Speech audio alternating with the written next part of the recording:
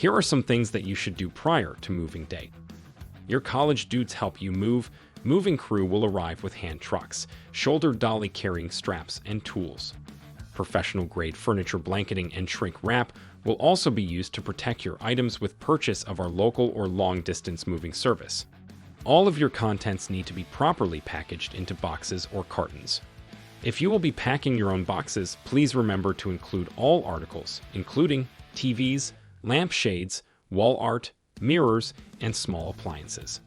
Articles not in protective packaging and inside a box or carton will not be covered by our damage policy for any reason.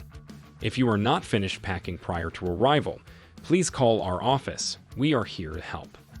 Please remove/empty any and all oil, fuel, gas, or propane from machinery or furniture.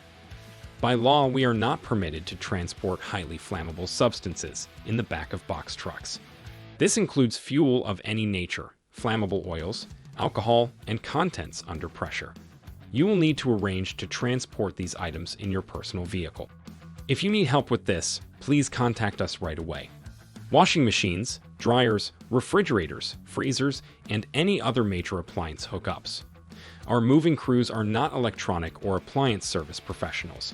Please disconnect all electronics and major appliances prior to your moving day.